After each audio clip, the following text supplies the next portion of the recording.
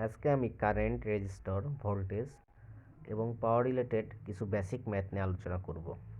So আলোচনা শুরু করা হলো।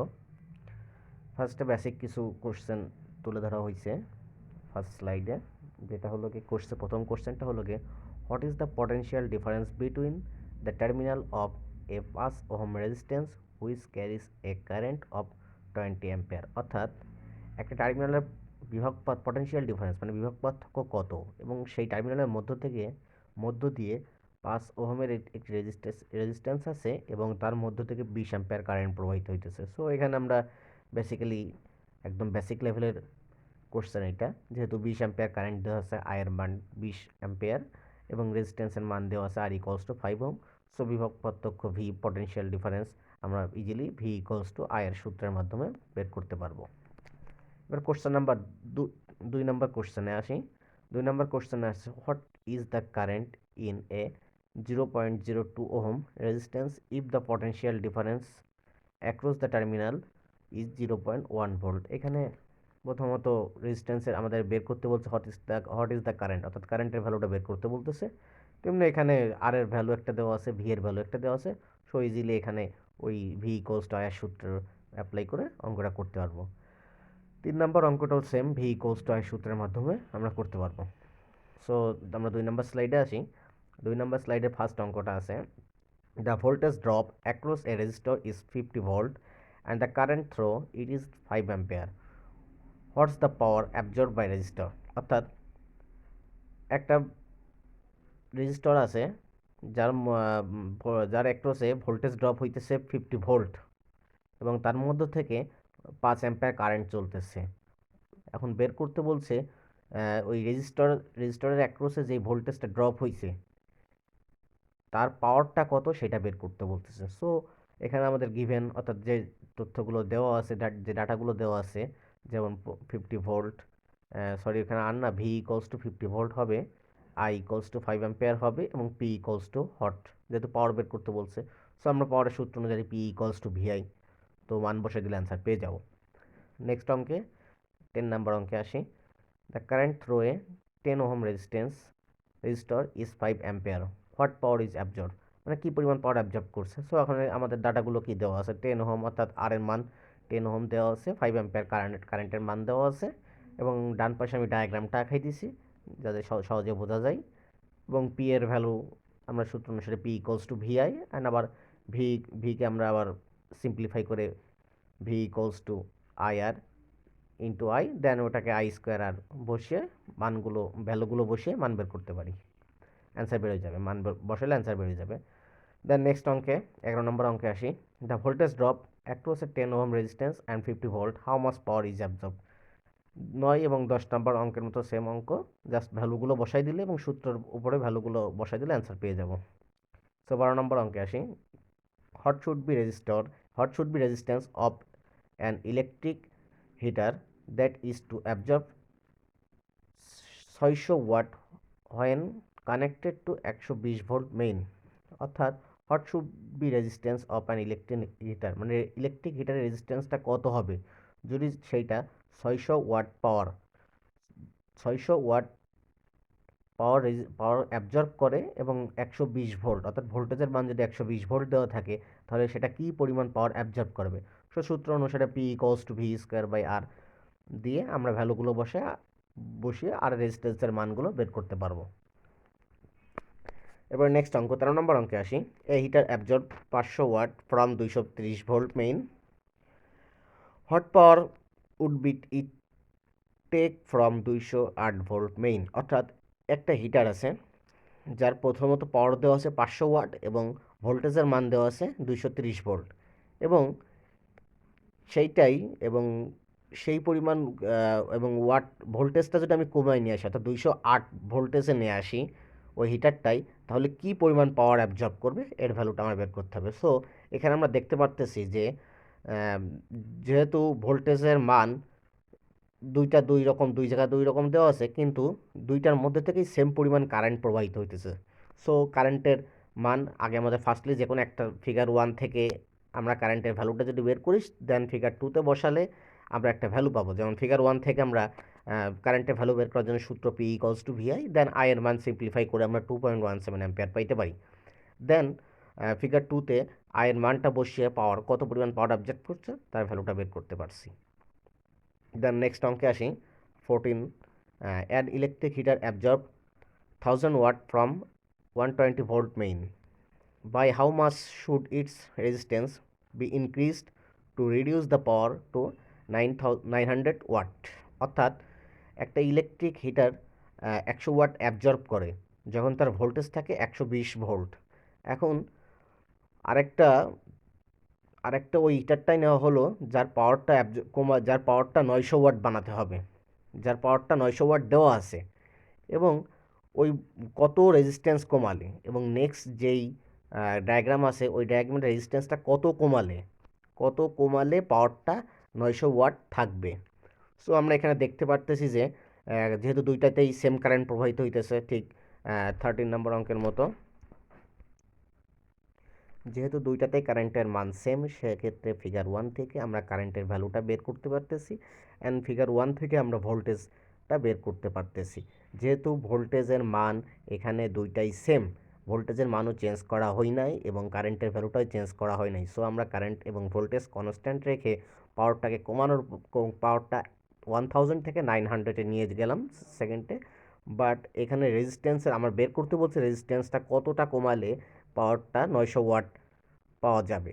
সো প্রথম ফিগার 1 থেকে ভি ইকোয়ালস টু আই, আর এখান থেকে রেজিস্ট্যান্সের ভ্যালুটা পাইলাম 14.4 ওহম, অ্যান্ড ফিগার 2 থেকে মানে ফিগার 1 থেকে আমরা যেই কারেন্টের ভ্যালুটা পাইলাম, ফিগার 2 থেকে পি আর ভি এর মান যেহেতু আমাদের কাছে জানা আছে, ফিগার 2 থেকেও আমরা কারেন্টের একটা ভ্যালু বের করতে পারতেছি। সো ফিগার 2 থেকে কারেন্টের ভ্যালুটা বের করার পরে আমরা ফিগার 2 থেকে ভি ইকোয়ালস টু আই আর এর যেই সূত্র অবলম্বন করে সেখানে রেজিস্ট্যান্সের মান পাইতেছি, যেটা হলো 16 ওহম। সো এখান থেকে আমরা দেখতেছি 14.4 ওহম থেকে 16 ওহমে যদি আমি রেজিস্ট্যান্সটা কনভার্ট করি, সেক্ষেত্রে আমার পাওয়ারটা 900 ওয়াট রাখলে সমস্যা নাই। 15 নম্বর অঙ্কে আসি, an electric heater takes 450 watt from main of a certain voltage. If the voltage is increased 10%, the current through the heater is 5 ampere. What is the original voltage? So এখানে আমার ফার্স্ট যেই টার্মটুক দেওয়া আছে যে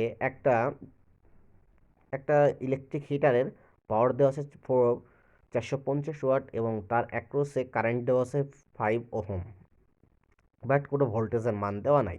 এবং সেকেন্ড যেটা দেওয়া আছে সেখানে বলা আছে যে যদি ভোল্টেজের মান 10% বৃদ্ধি করা হয়, অর্থাৎ এখানে আমার কনস্ট্যান্ট থাকবে পাওয়ার এবং কারেন্ট দুইটাই কনস্ট্যান্ট থাকবে, শুধু ভোল্টেজের মান 10% বাড়ানো হবে। সো ফিগার 1 থেকে আমরা পি ইকোয়ালস টু পাওয়ারের সূত্রটা P equals to V one I, then যেহেতু আমাদের কাছে পি আর আই এর ভ্যালু আছে, সো ভি ওয়ানের মানটা আমরা বের করতে পারতেছি।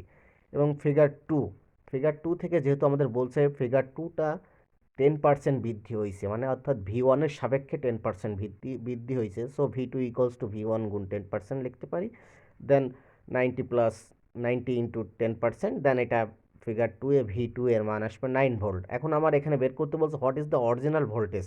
এখন অরিজিনাল ভোল্টেজ বলতে ফিগার 2 এর অরিজিনাল ভোল্টেজটা কত, যেহেতু ফিগার 1 এর সাপেক্ষে আমরা বের করছি, সেহেতু ফিগার 2তে আবার বলছে 10% বৃদ্ধি করা হলে, 10% বৃদ্ধি করা হলে অর্থাৎ কার সাপেক্ষে, ফিগার 1 এর সাপেক্ষে। সো ফিগার 1 এর যে ভোল্টেজটা ছিল তার সাপেক্ষে 10% বৃদ্ধি করা হয়েছে। সো ফিগার 1 এর যেই ভোল্টেজটা পাইছি 90, এবং ফিগার 2তে যেই 10%টা বৃদ্ধি করা হয়েছে, দুইটা অ্যাড করে যে আমরা 99 ভোল্ট পেলাম, সেটাই হলো গিয়ে ফিগার 2 এর অরিজিনাল ভোল্টেজ।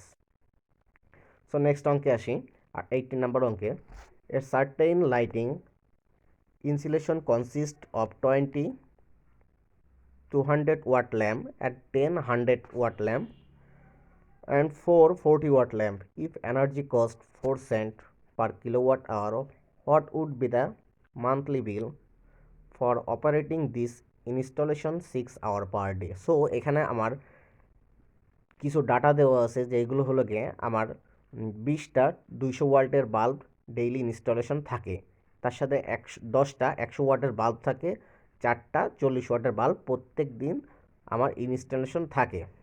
এবং এখানে কস্ট এনার্জি অর্থাৎ আমার আবার যে পরিমাণ খরচ হইতেছে খরচের একটা অ্যামাউন্ট দেওয়া আছে যেটা হলো 4 সেন্ট পার কিলোওয়াট, মানে পার কিলোওয়াটে আবার 4 cent energy costing energy operating মানে 6 আওয়ার পার ডে। এখানে আমার প্রত্যেক দিন 6 ঘন্টা অপারেটিং মানে জ্বলতেছে, এবং monthly days as usual, monthly আমরা মাসিক হিসেবে 30 দিন ধরে নিলাম। সো আমি একটা শকের মাধ্যমে এটা প্রকাশ কর এটা বোঝাইছি। যেমন আমার প্রথমে বাল্ব নাম্বার যেটা দেওয়া আছে, প্রথমে 220টা বাল্ব দেওয়া আছে যেগুলো 200 ওয়াটের। সো এখানে আমি 200 গুণ 20 করলে টোটাল আমার কত ওয়াট কারেন্ট খাইতেছে, সেটা আমি কারেন্ট খরচ দিতেছি সেটা বের করতে পারতেছি। এখানে 200 গুণ 20 করলে আমার প্রত্যেক দিন 4000 ওয়াট খরচ হইতেছে।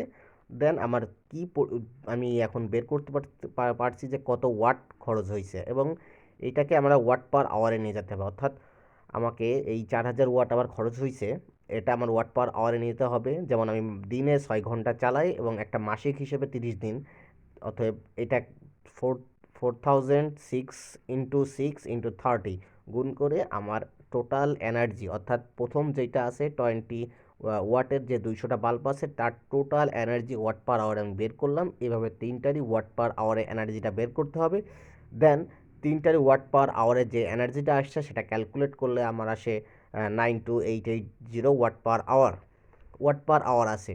এখন এটাকে আমার কিলোওয়াট পার আওয়ারে নিয়ে যাইতে হবে। কেন কিলোওয়াট পার নিয়ে যাইতে হবে, এর কারণটা হলো গিয়ে আমার কস্ট এনার্জি দেওয়া আছে, মানে আমার যে খরচের হিসাবটা দেওয়া আছে সেখানে 4 সেন্ট পার কিলোওয়াট আওয়ার, আমার মানে প্রত্যেক কিলোওয়াটে 4 সেন্ট করে আমার খরচ হয়। সো আমার হিসাবটা এখানে কিলোওয়াটে নিয়ে যেয়ে হিসাব করতে হবে। সো এখানে আমি এটাকে কনভার্ট করতেছি কিলোওয়াটে নিয়ে যেয়ে, যার টোটাল এনার্জি যা দাঁড়াচ্ছে আমার 928.80 কিলোওয়াট আওয়ার। এখন আমার পার কিলোওয়াট এনার্জি দেওয়া আছে 4 cent. So 928.80 kilowatt power energy খরচ করতে আমার কত সেন্ট খরচ হবে সেটা আমি ক্যালকুলেট করে বের করতে পারছি। সো নেক্সট অঙ্কে আসি, 19 নম্বর অঙ্কে আসি।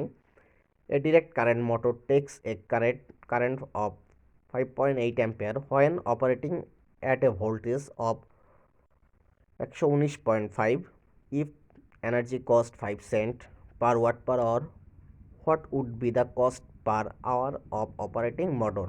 অর্থাৎ এখানে আমার ডাটাগুলো দেওয়া আছে যে আমার এখানে এনার্জি কস্ট, অর্থাৎ আমার খরচের যেই পরিমাণটা সেটা খরচের যেই অ্যামাউন্টটা সেটা দেওয়া আছে 5 সেন্ট পার কিলোওয়াট, মানে প্রত্যেক কিলোওয়াটে আমার 5 সেন্ট করে খরচ হবে।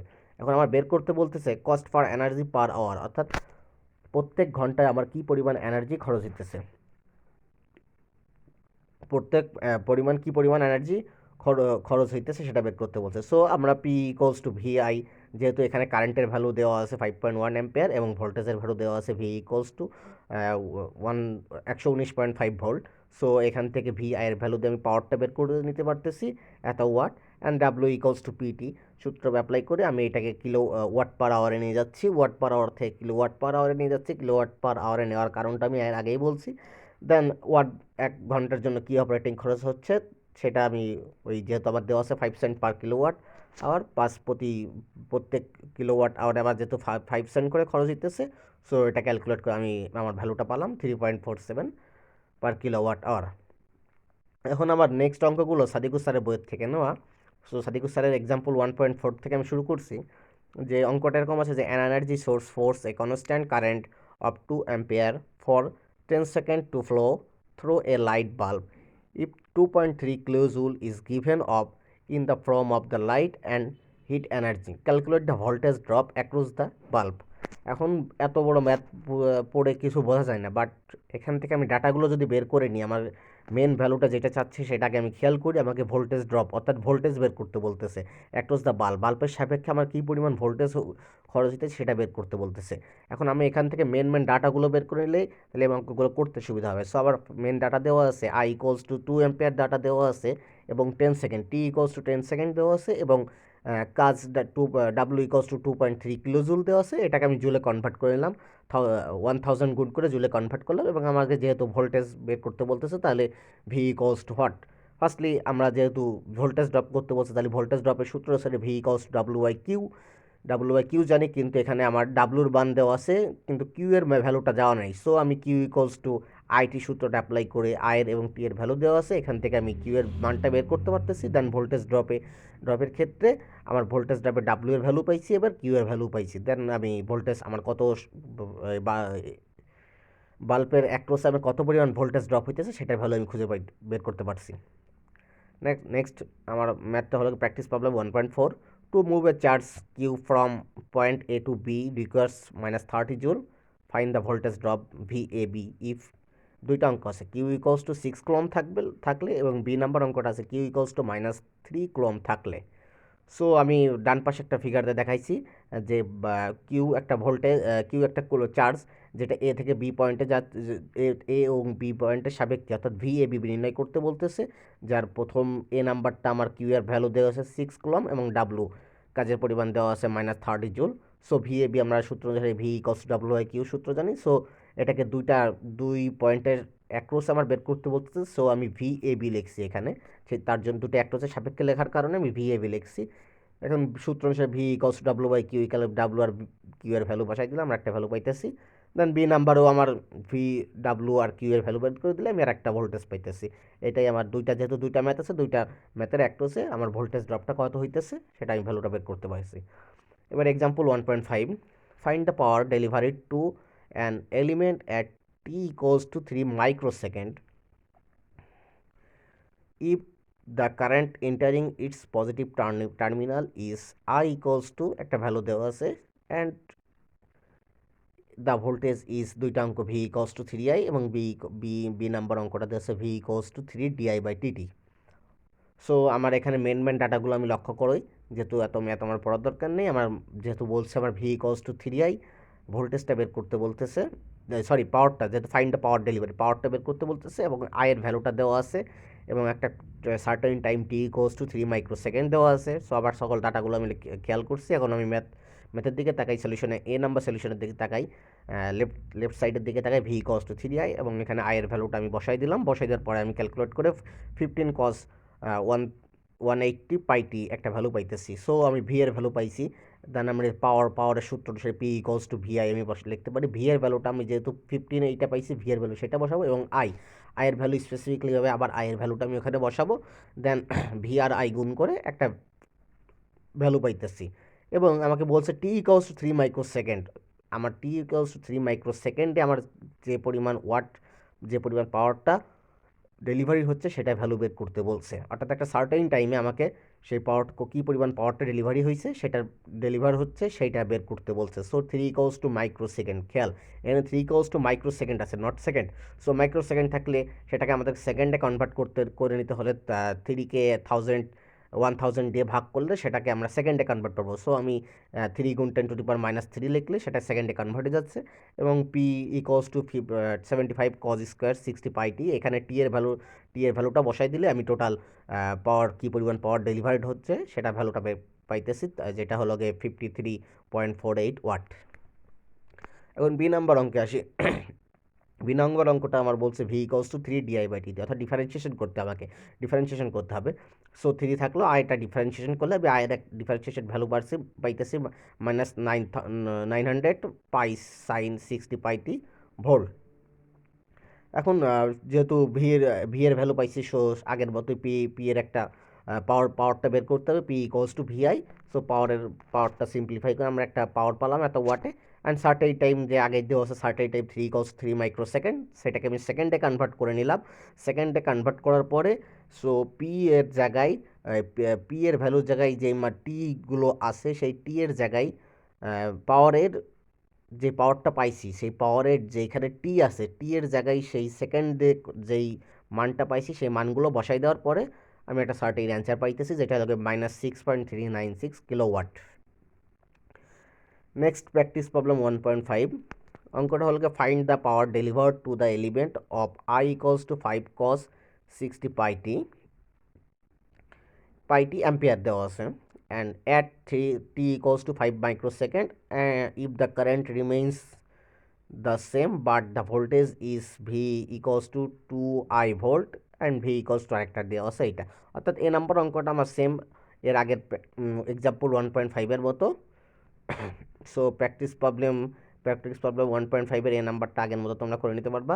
বি নাম্বার অঙ্কটা আমি একটু যেহেতু ইন্টিগ্রেশন আসে সেটা আমি আরেকবার দেখাই দিচ্ছি, ইন্টিগ্রেশনটা আমি বোঝাচ্ছি করে দিচ্ছি। যেটা ভি ইকোয়াস টু 10 5 দেওয়া আছে, আয়ের ভ্যালুটা জাস্ট বসাইছি, বসানোর পরে যেহেতু 5 আছে আয়ের ভ্যালুটা একসাথে গুণ করে দিয়ে 25 cos 60 পাইটি আছে।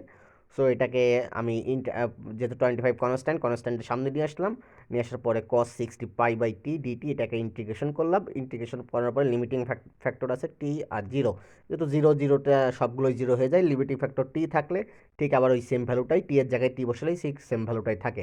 দেন আমরা ভি এর ভ্যালুটা পাইছি, দেন আগের মতো P equals two V I সূত্র অ্যাপ্লাই করে দুইটা ভ্যালু রেখে দিলাম। রেখে দেওয়ার পরে গুণ করে রেখে দিলেও হবে বা এমনি রেখে দিলেও হবে, সমস্যা নেই। Then certain time 3 equals to micro second দেওয়া আছে, যেটাকে আমরা সেকেন্ডে কনভার্ট করে নিয়ে ভ্যালুগুলো বসানোর পরে আমরা পাওয়ারটা কী পরিমাণ পাওয়ারটা সার্টেন কী পরিমাণ পাওয়ারটা ডেলিভারি হচ্ছে সেটার মান পালাম 29.7 ওয়াট।